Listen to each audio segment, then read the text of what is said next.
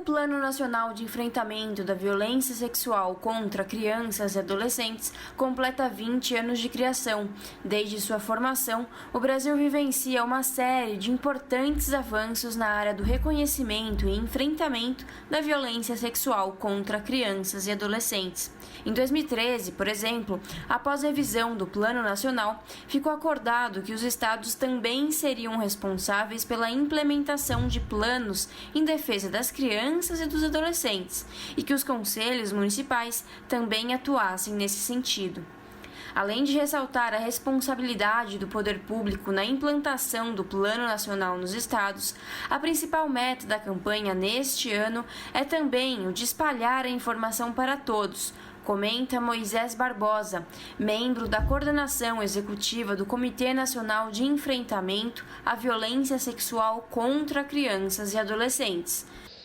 E é um desafio constante provocar, enquanto Comitê Nacional, que os estados se articulem para que os seus planos estaduais não fiquem parados, para que eles também sejam monitorados, para que eles também sejam avaliados, revisados, que ele de fato esteja vivo, esteja fazendo a diferença ali no enfrentamento à violência sexual nessas comunidades, né? E de nada adiantaria a gente ter esse plano se ele não chegar lá na ponta.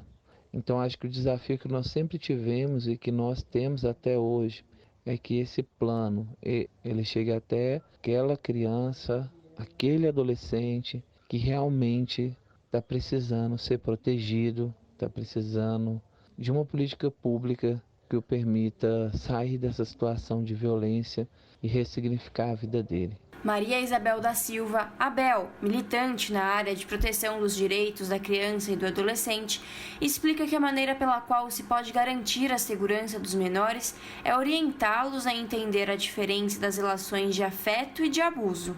É preciso conversar com elas, dialogar com essas crianças e adolescentes de acordo com a sua capacidade, sua fase de desenvolvimento infantil, né? Empoderá-las e orientá-las para que elas possam identificar as relações de afeto e de carinho das situações violentas, das situações de abuso, de exploração sexual. Então é extremamente importante darmos ferramentas para que elas entendam que nem todo mundo que se aproxima dela é de confiança e saber quem são as pessoas que ela podem confiar. Deixando bem claro para a criança e para o adolescente que mesmo aquelas pessoas que estão bem próximas a si, pais, padrastos, tios, avós, nem sempre elas são confiáveis. Ou seja, qualquer ato estranho, elas devem procurar ajuda de uma outra pessoa para que possa se abrir e contar o que está acontecendo.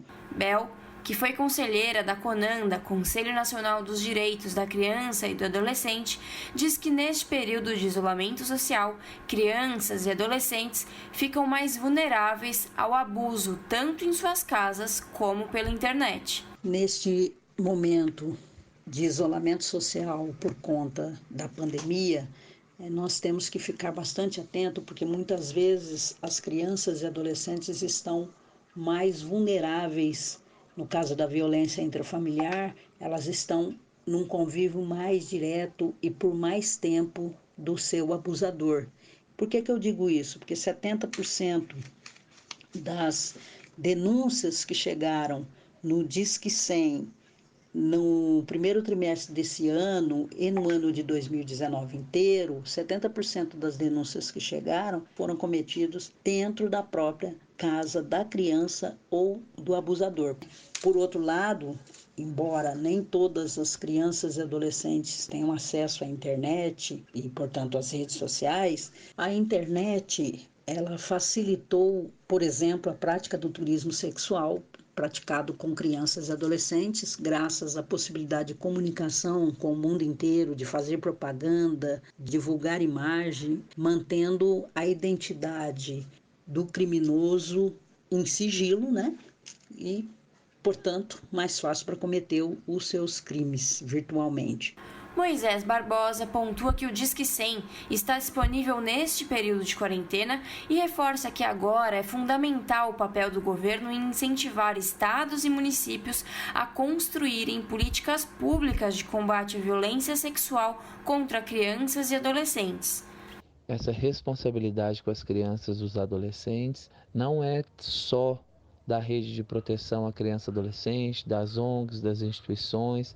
Enquanto militantes, enquanto movimento social, nós temos que realmente estar presente, mas é super necessário que o governo também faça a sua parte no combate à violência sexual contra a criança e adolescente, no desenvolvimento de programas educacionais nas escolas desde a primeira infância. É preciso que cada governo municipal, estadual, pense políticas públicas que vão de encontro mesmo àquilo que está acontecendo. Larissa Borer, Rádio Brasil Atual. Está ouvindo Jornal Brasil Atual. As notícias que os outros não dão.